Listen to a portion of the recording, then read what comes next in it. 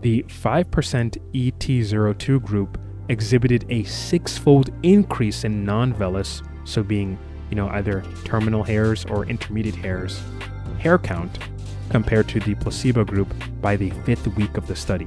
ET-02's faster onset of result compared to Minoxidil by stating that, oh, just in 1 month we got these crazy results, right? And that beats out Minoxidil. At least with the 24 participants, between the 1.25% group and the 5% group, we saw a sort of dose-dependent response, right? Hello everyone, and welcome back to yet another video. Today we're going to be talking about a new treatment for androgenetic alopecia and potentially for all alopecias that actually went below my radar. This is a growth stimulant known as ET-02 created by Aron Therapeutics. So far, Aron Therapeutics has completed phase 1 clinical trials for this drug, with the primary focus being treating androgenetic alopecia. Now, before we start this video, please consider sharing this with a friend, liking the video, and of course, subscribing to the channel. And for additional channel support, become a member for as little as $2 a month. But seriously, try not to skip around too much in this video because you'll need the full context to understand everything. As always, check out the links in the description below. According to Aron Therapeutics, ET-02 is designed to address what is thought to be the underlying biological dysfunctions in hair follicle stem cells that occur in androgenetic alopecia and possibly other alopecia disorders. Now, if you thought this was vague, then you would be correct. When looking at Aron's website, it doesn't seem to actually explain the mechanism of action of ET-02. However, we can get a bit of an understanding about what might be going on here by looking at the company's patents as well as the words from the company's CEO itself, Dr. Jonathan Edelson. So if we cross-reference a text-recorded interview from Aron Therapeutics' CEO, Dr. Jonathan Edelson, with what we can find about the company's patents, we may be able to get a better understanding regarding the mechanism of action behind ET-02, as well as all the other drugs in their pipeline. So again, while the CEO doesn't explain in any significant detail about the drug's mechanism of action, the patents will kind of give us an idea of where these drugs fit in. And it looks like these patents, along with the CEO's words, mentions that there's ET-02 and another drug called ET-03. And when looking at the patents, what we can understand is that these two drugs, ET-02 and ET-03, are likely a class of medications called PI1 inhibitors. So what is PI1? Well, PI1 stands for plasminogen activator inhibitor 1. And this is a protein that's very important to the fibrinolytic system, which helps dissolve blood clots through our body and regulate bleeding in general. However, PI1's role extends beyond blood clotting. There is a medical literature that seems to suggest that PI1 is a marker and regulator of aging and cellular senescence, as we can see detailed in the article titled, quote, "Why These Amish Live Longer and Healthier, An Internal Fountain of Youth," unquote, by Marla Paul, published on Northwestern University's online news platform. So what is cellular senescence and why is this thing so important? Cellular senescence occurs when cells stop dividing, entering a stagnant phase that prevents damaged cells from proliferating. While this process can protect against cancer, senescent cells that tend to accumulate over time secrete inflammatory factors that have the potential to damage surrounding tissues and even influence other cells into becoming, well, senescent themselves. So in a way, it's kind of like the body's protection against cancer as the body ages, right? Where eventually there comes a cell and that cell becomes sort of abnormal. But then they enter a period of senescence where they can no longer divide, right? They're kind of like dormant in a way. Because it could potentially be that if these cells are to, awaken and be stimulated properly, they could potentially turn into tumors and maybe even become cancer. So it's really not a good thing to have too many senescent cells, or whatever process seems to create too many senescent cells could ultimately lead to an environment that is just not safe and highly prone to oxidative stress. And this is where we get things like errors in DNA, which in and of itself leads to cancers, but we'll circle on that later on in the video. Because there's a particular condition that kind of encapsulates the idea of aging, right? We'll talk about that later. As a side note, this is why osteopontin, a secretosome, also known as a secretion byproduct, is something of interest when it comes to possible hair growth stimulation, but also it's something to worry about when it comes to influencing senescent cells and its overall safety as a molecule. So what do we know about osteopontin, if you guys don't remember? Well, osteopontin seems to be excreted as a byproduct from something called hairy nevi, and this is what we commonly refer to as skin moles. It also has other sort of activity when it comes to bone health, but that's not the main concern of this particular video. You see, osteopontin, this secretion from senescent cells, is linked to various age-related diseases and even some cancers. Now, I say related in the sense that it may just be coincidental as a byproduct of cellular growth that is found throughout the body, and it doesn't necessarily implicate it in cancers. As in, if you have osteopontin, it will cause cancer. It probably can contribute to cancerous growth indirectly, but it doesn't necessarily mean that it is the cause, the point cause, right, of cancer. Now, this is something to consider, right, this safety of osteopontin, because the osteopontin glycoprotein is of key interest when it comes to stimulating hair growth. You see, the pharmaceutical company Amplifica Holdings Group, Incorporated, released their phase 1 clinical trial data on AMP-303, and this is an osteopontin derivative that was noted to grow hair and have some signs of potential efficacy after just one injection. So that goes to show that this sort of pathway, the osteopontin CD44 receptor pathway, could be pretty potent if after just one, intradermal injection, you're getting such a significant amount of hair regrowth or notable, increases of hair growth. Now, at the same time, if it's that potent where you can just do one injection and it leads to all this positive growth, right? There's a question. If osteopontin is related to senescent cells and it's a very potent stimulator of hair follicle stem cells such that they begin to proliferate and differentiate into cell types of key interest like keratinocytes, melanocytes, and dermal papilla cells, that means what we're playing around with could very well be a sort of kicker, not only in the sense of hair growth, but maybe it could influence senescent cells into becoming diseased and maybe, God forbid, carcinogenic cells. In an article from Wired titled, quote, "A hair loss study raises new questions about aging cells," unquote, Amplifica co-founder and lead scientist Dr. Maxim Plikus essentially makes the argument that people live with hairy moles that are full of senescent cells for decades and they're fine. So it may very well be the case that the use of a potential secretosome of a senescent cell could come without significant risks of cancer. But if we're going to be honest, this thing still needs to be elucidated, right? We need to understand if osteopontin and this sort of derivative, AMP-303, created by Amplifica, will not influence those senescent cells, will not give it a proper environment to say, oh, hey, we're not dormant anymore. Let's start growing and proliferating again, because those senescent cells could possibly, again, turn into those tumors, and it could potentially become cancer. But I don't want to harp on that too much. I digress.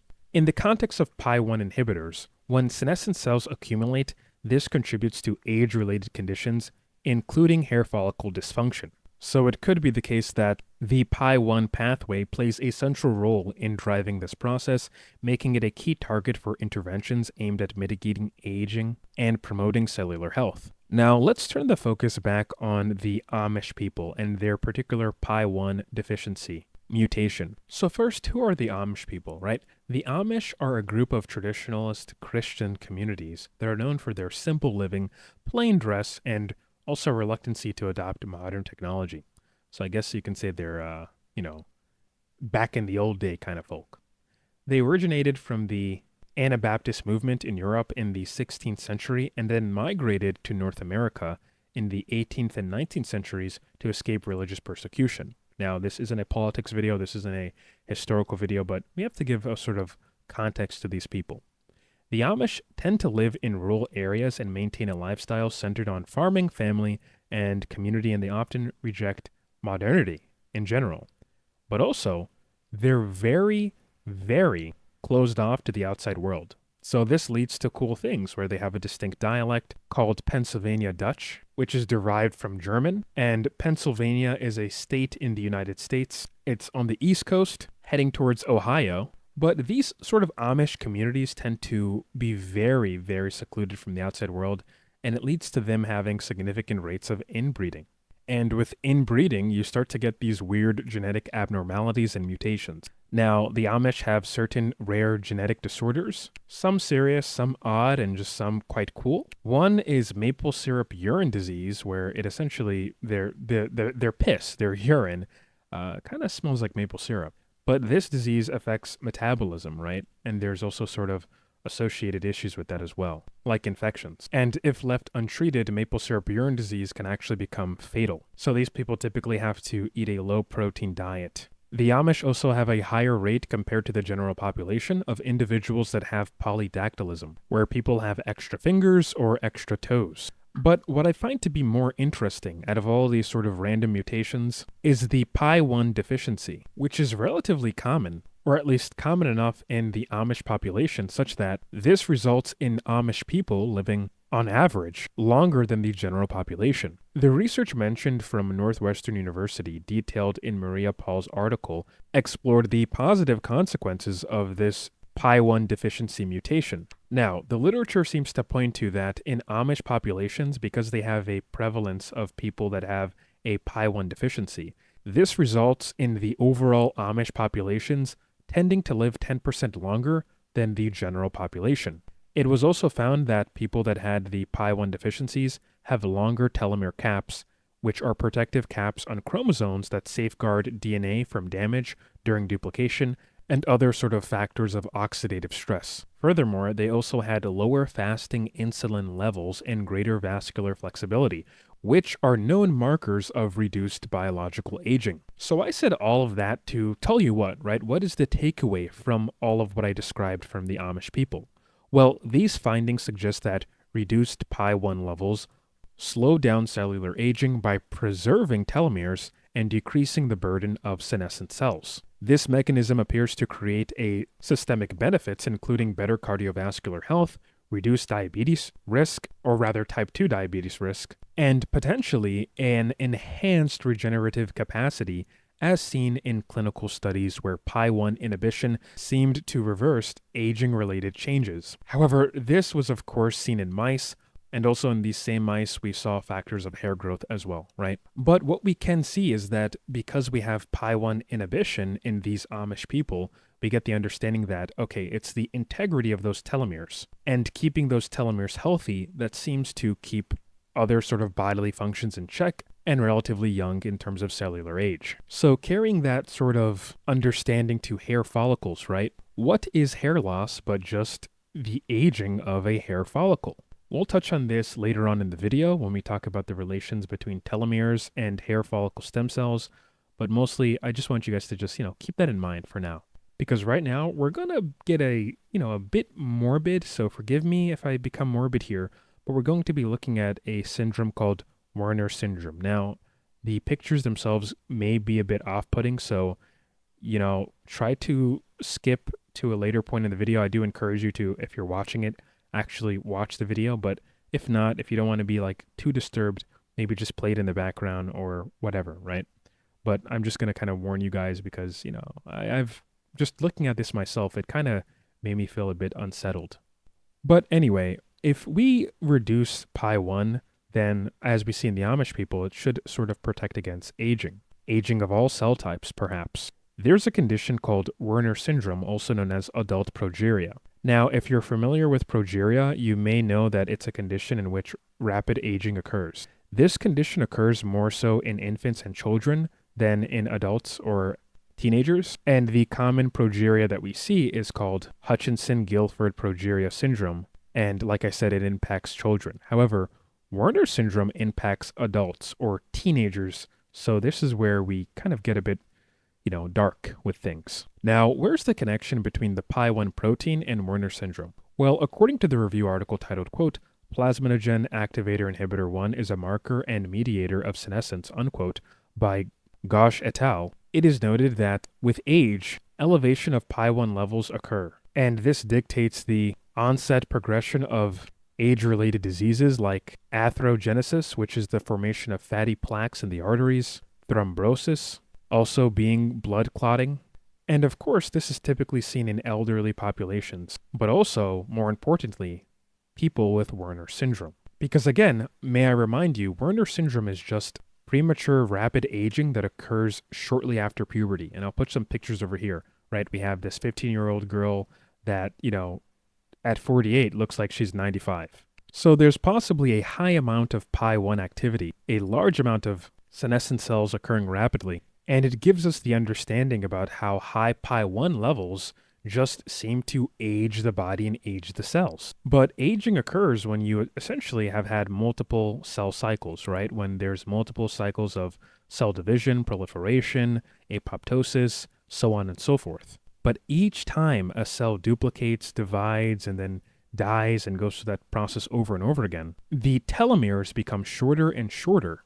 And of course, we become older and older, things start to break down. So if we apply that to the hair follicle biology, as there are more anagen cycles, slowly but surely, those telomeres in the hair follicle stem cells, they kind of shorten, right? And because of that, even potentially with people that don't have androgenetic alopecia, they can get something called senile alopecia, where this is a hair loss that occurs with age, where every hair follicle only has so many cycles that it can grow through. And other alopecia conditions like androgenetic alopecia or even scarring alopecias like lichen planopilaris also sort of influence those telomere lengths and kind of rapidly age up those hair follicle stem cells. And it also shortens the amount of what?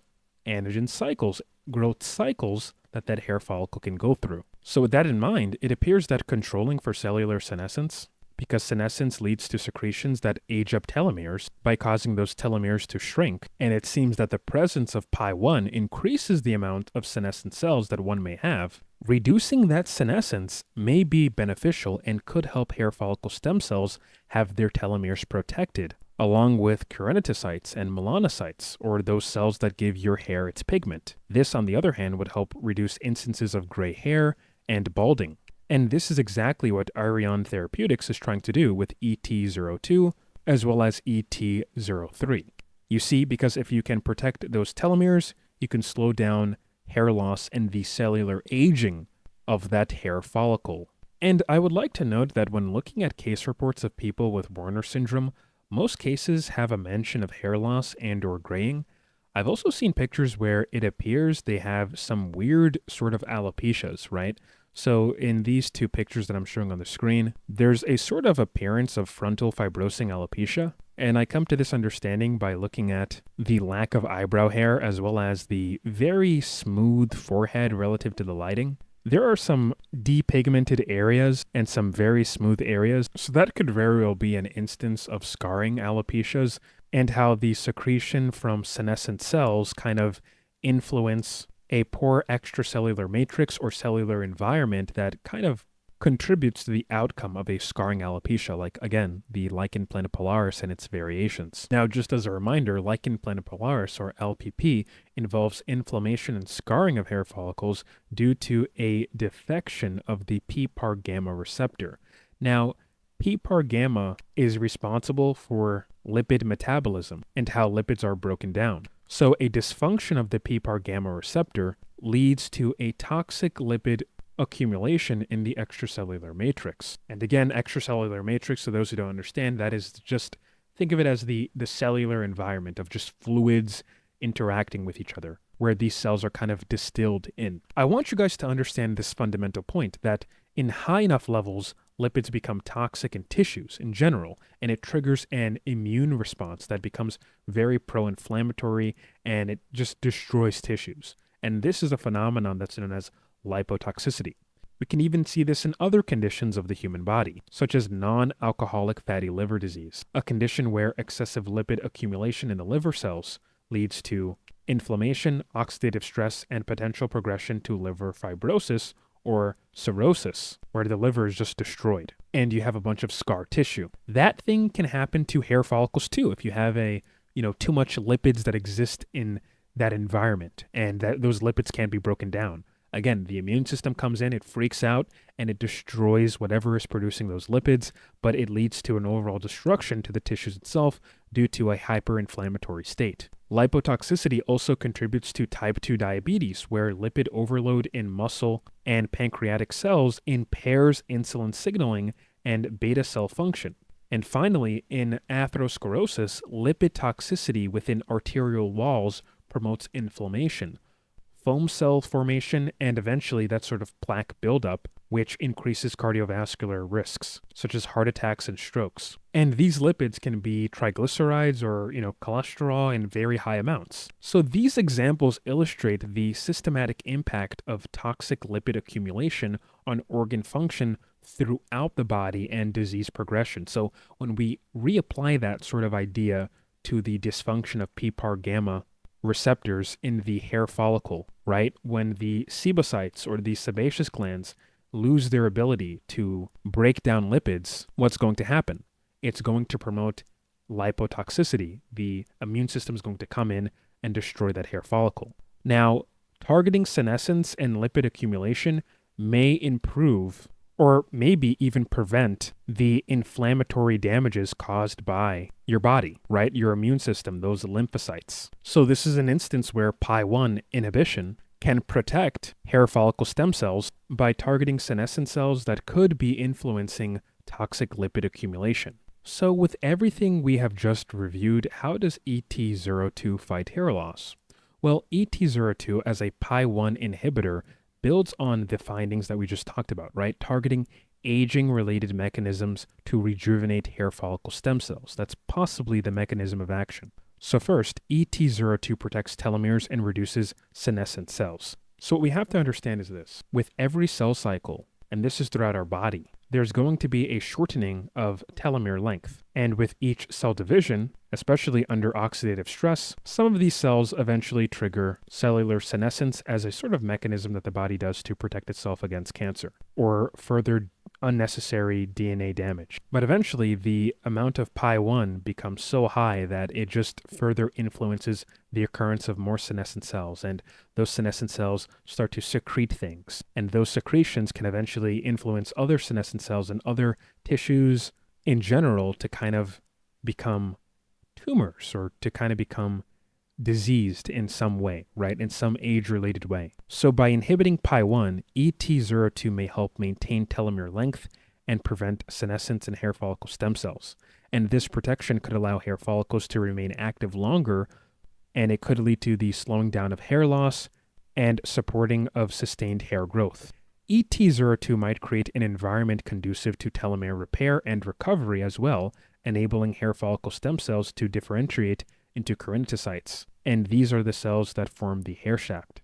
This process may restore dormant hair follicles to active growth phases, potentially reversing thinning or lost hair.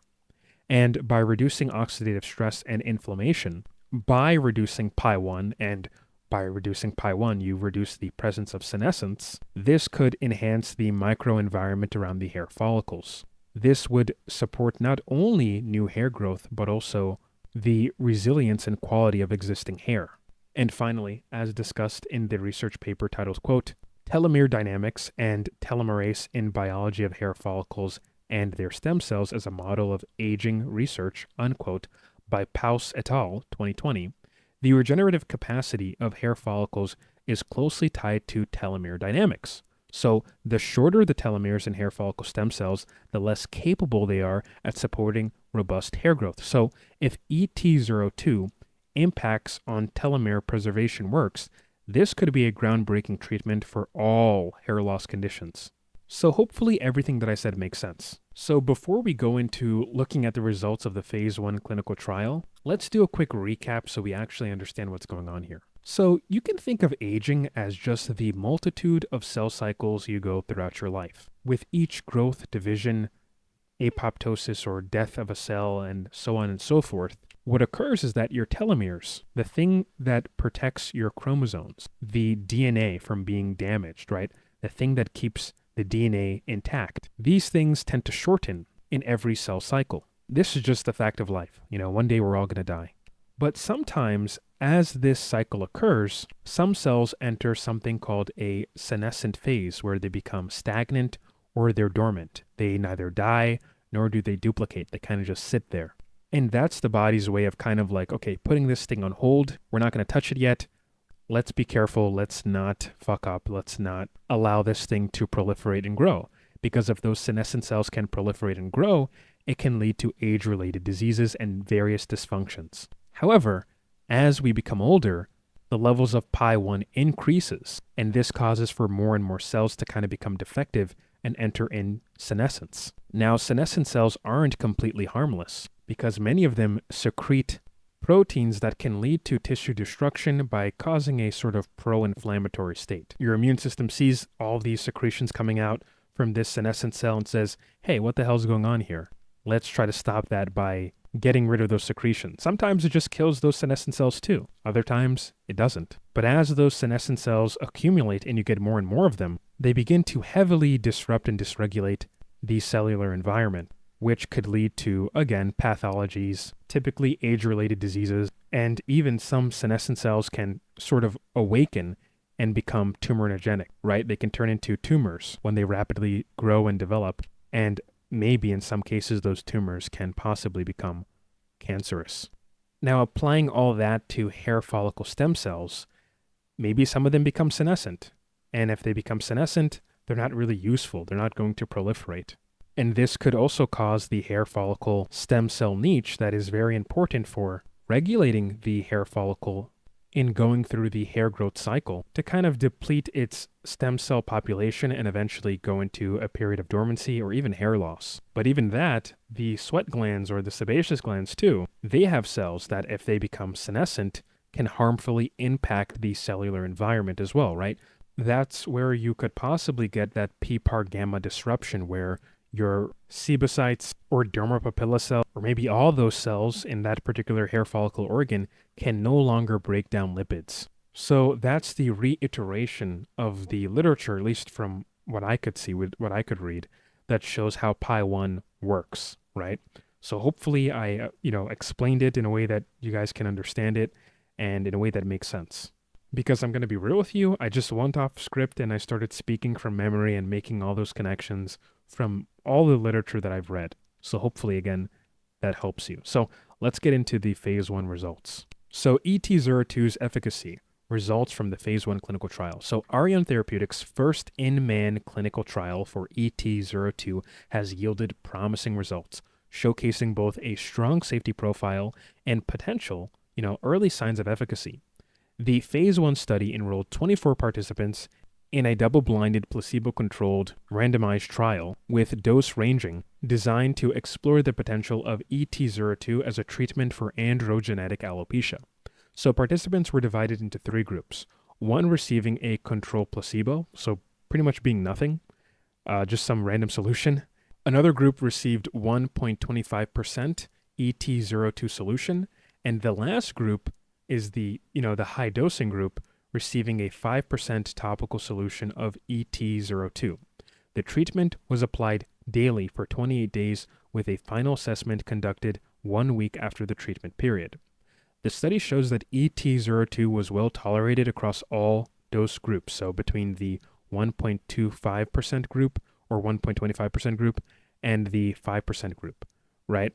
And there was no significant adverse events reported.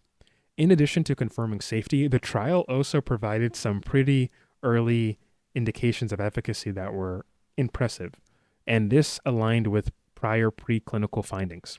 So in those earlier studies, ET-02 was shown to restore hair growth in human scalp tissue grafts by normalizing follicle structure and function. So they did a sort of ex vivo study before all of this that showed that, ET-02 was effective at kind of regulating and normalizing hair follicle structures and improving them. So in terms of hair count, when it comes to this in-man, clinical trial design, the 5% ET-02 group exhibited a 6-fold increase in non-vellus, so being, either terminal hairs or intermediate hairs, hair count compared to the placebo group by the 5th week of the study. And this is a remarkable result given that existing gold standard treatments like minoxidil typically take, several months to produce visible improvements. Now, I should say that the CEO also makes this comparison to, minoxidil in one of their Aron website interviews where he says, quote, ET-02 demonstrated approximately twice the hair growth compared to a control treatment over approximately 4 months. This amounted to approximately 3 times hair growth per centimeter seen in minoxidil clinical trials that were 12 months in duration, unquote. So I'm assuming in that article, the CEO is probably referring to, those scalp grafts, right? The ex vivo hair follicles, where essentially, if you guys don't know what that is, ex vivo is when they take actual hair follicles out of, let's say, an organism and they study it. So that is ex vivo in this context. They took out hair follicles, or they took out a graft of human scalp skin that had a bunch of hair follicles in it, and they studied it in the lab. And they seem to have done it, according to the CEO's words, for quite some time because it had very effective hair growth. Now, I'll come back to this later, why this probably isn't a fair comparison and why ET-02, again, at least for now, may not be the minoxidil killer that many people are making it out to be. Anyway, in this clinical trial, hair width was also improved significantly in the 5% ET-02 group, with a 10% point increase over the placebo group, which showed no change in hair width. And I think that's kind of positive, right? Because if you're getting an improvement in not just the number of hairs, right, but also the improvement of hair width in non-vellus hairs, this implies that you're probably getting a lot of keratinocyte differentiation to the point where those hair follicle stem cells and dermapapilla cells are very robust in growing that literal hair from the hair follicle. So in other words, it's making pre-existing hair just stronger. So the phase 1 trial successfully established the safety and tolerability of ET-02 while providing a compelling evidence of its efficacy. So if anything, it's still too early to say that this thing is actually therapeutic and actually does work 100%, but it does position ET-02 as a sort of next generation alternative to existing treatments for androgenetic alopecia. If anything, maybe just better than minoxidil. But now we're going to revisit that claim that ET-02 is better than minoxidil, because this is what the CEO says, this is what the phase 1 clinical trial report says, and I don't think this comparison is fair because it's actually comparing separate trials and not a direct head-to-head comparison within the same trial. You need to understand the broader context here, right? So Aron's CEO appears to emphasize that ET-02's faster onset of result compared to minoxidil by stating that, oh, just in 1 month, we got these crazy results, right? And that beats out minoxidil. Now, the CEO could very well be cherry-picking studies where minoxidil underperforms or is skewed by patient outliers. So factors like low sulforotransferase activity in certain populations, which affects the conversion of minoxidil into its active form, minoxidil sulfate, which is what actually grows hair in hair follicles. He could have also been referring to a study where minoxidil was just used on people who tend to use medications that limit the efficacy of minoxidil by reducing sulforotransferase levels. We know that aspirin, or 2-acetoxybenzoic acid, can potentially reduce sulforotransferase enzymatic activity, right? So these factors could artificially reduce efficacy and unfairly favor ET-02 in such a comparison. But I think I found the study that they're talking about. Now, if the study referenced by Aron CEO is indeed titled, quote, a multi-center randomized placebo-controlled double-blind clinical trial of a novel formulation of 5% minoxidil topical foam versus placebo in the treatment of androgenetic alopecia in men, unquote. What a long-ass title. But, unquote, by Olson et al. 2007, the findings provide crucial counterpoints that we have to consider. Now, the study demonstrated that minoxidil's efficacy improves significantly over time.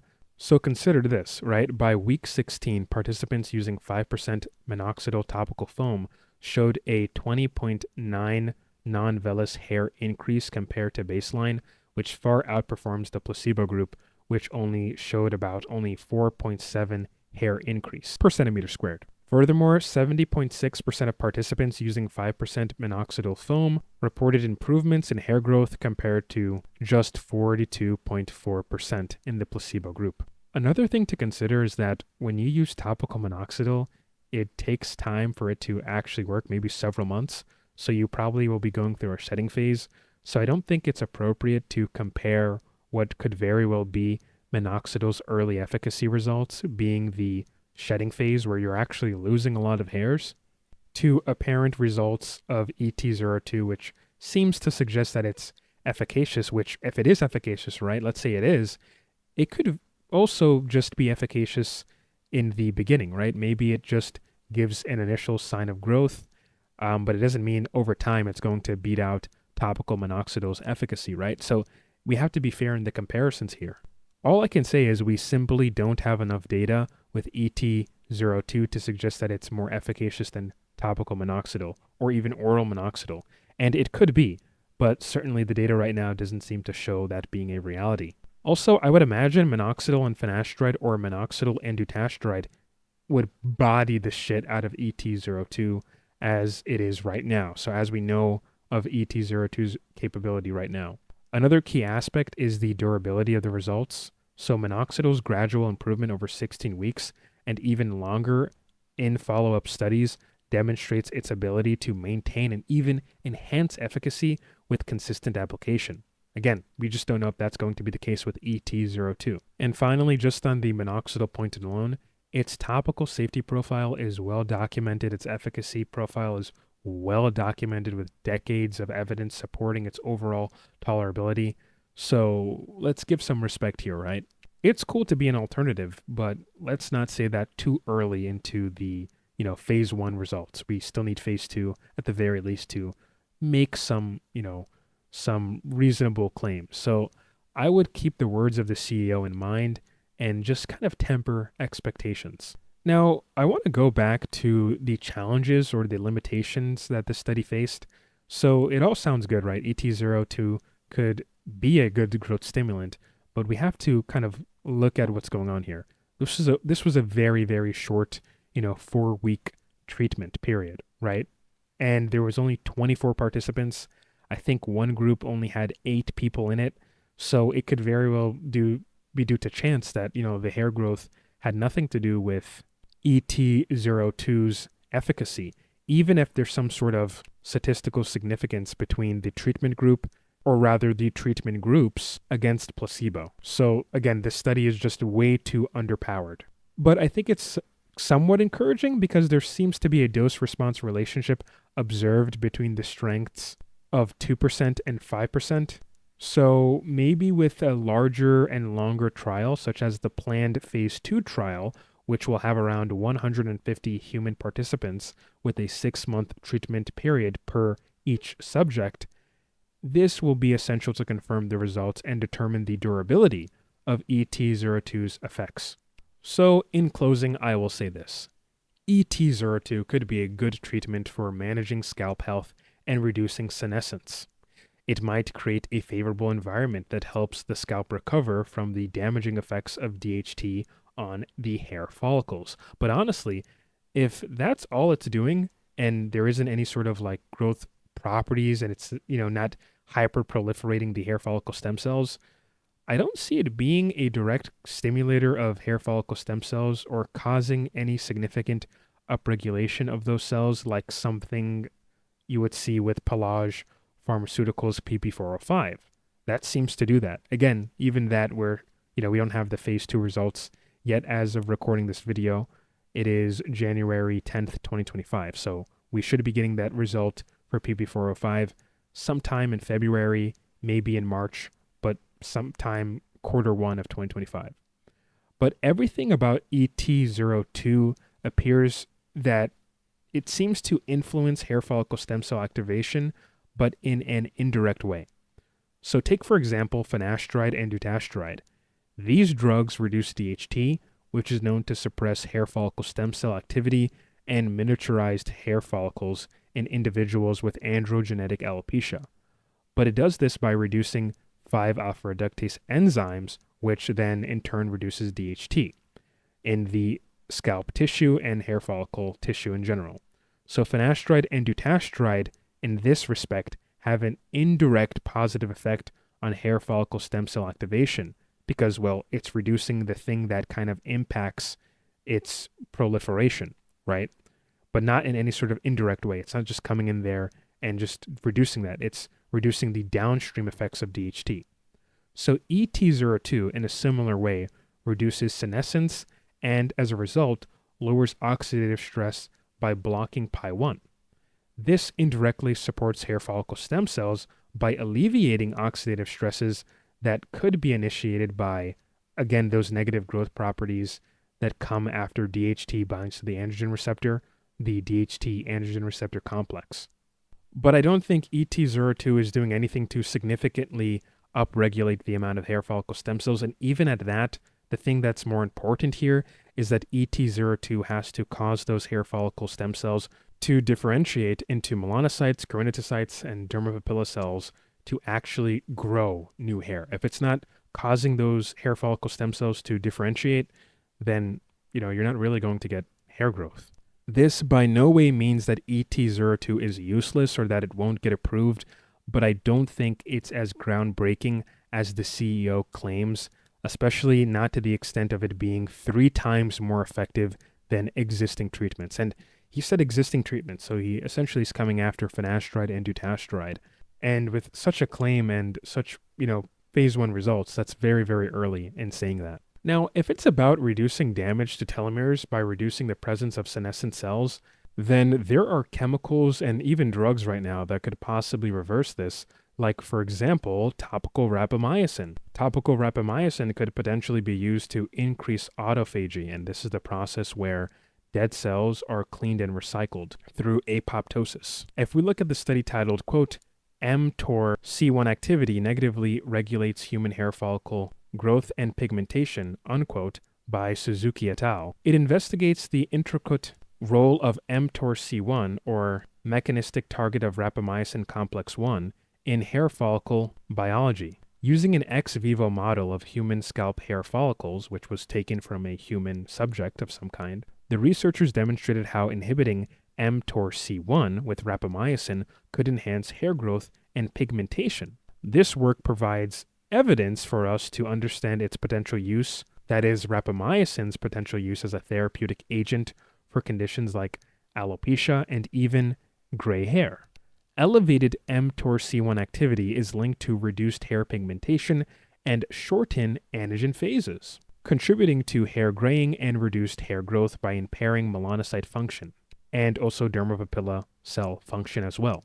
Rapamycin inhibits mTOR C1 in cultured hair follicles, which restores pigmentation in gray and white hair by increasing a neuropeptide by the name of alpha melanocyte stimulating hormone, or alpha MSH, which in turn activates something called MC1R, or melanocortin 1 receptor, on melanocytes to boost melanin production and transfer. So in other words, in this sort of ex vivo model, topical rapamycin is decreasing factors that lead to oxidative stress within the hair follicle. And by doing so, it can cause the cells to kind of recover and proliferate. So it sounds very similar to ET-02. So topical rapamycin could potentially improve alopecia conditions as well. But you have to be careful because rapamycin is an immunomodulator when taken orally, and at higher quantities, it can become immunosuppressant and lead to the suppression of your immune system. Obviously by the term immunosuppression. And it's actually one of the many medications that are used orally after organ transplants in order to mitigate and prevent organ rejection. However, there are studies that show that rapamycin orally at lower doses may potentially help with inflammatory conditions and potentially improve longevity. But, this is an active study, right? There is one clinical trial that I was made aware of. I think it has to do with using rapamycin to improve oral health. But there are also other longevity studies too, where low doses of rapamycin has immunomodulatory effects, but it does not necessarily lead to full-on immunosuppression. There are even cases in the literature where topical rapamycin is used to improve skin health by reducing cellular senescence. and increasing autophagy of damaged and dead cells. So it's kind of like a super tretinoin, but I'm not implying that it's going to increase sulforotransferase enzymatic activity, so don't, walk away thinking that, right? But also, I think it has a benefit in autoimmune scarring alopecias by reducing this sort of cellular senescence, right? It can actually probably improve autoimmune scarring alopecias like lichen planopilaris, frontal fibrosing alopecia, and other sort of variations. But in any case, talk to a doctor before trying anything, right? I understand that you can buy topical rapamycin from, telemedicine companies now, but really talk to a doctor, because if you somehow get a significant amount in your body, or for whatever reason, you fuck up and you start taking too many tablets of, rapamycin, you could impact your immune system. So again, talk to a doctor, don't experiment on yourself, be informed, and be monitored while you're on such a treatment. I would say, in my opinion, at least from the literature that I've looked at low topical doses, it seems as if topical rapamycin could combat aging and also improve hair growth from the scalp by reducing senescence. But anyway, thanks for watching this long drawn out video. Hopefully it was coherent enough, because there were some points I was, getting off script and talking from memory of other literature that I've read. But yeah, let's hope that ET-02 does well in clinical trials and can help hair grow in a more sort of direct way, right? And I think it's good news because, look, we have so many drugs that are in the pipeline right now from different companies. It's like a sort of arms races going on, which I might cover in the future by looking at certain grant applications to see, okay, what's actually going on in academia? Why do we have right now in 2025 so many drugs in the pipeline, right? But also going back to ET-02, I think it's rather encouraging, right, that at least with the 24 participants, between the 1.25% group and the 5% group, we saw a sort of dose-dependent response, right? So that could mean that there's some promise here as well, despite there being such a low sort of subject count, or, subject participant count that this drug was tested on. And also, it was noted that the hair width of non-vellus hairs were wider. So that seems to imply that this thing is doing something, at least from what we know right now. Anything can change. Well, in any case, let's wait for more updates. If you got this far into the video, comment in the comment section below. New flowers. That's NEWFLOWERS. Anyway, peace out, guys.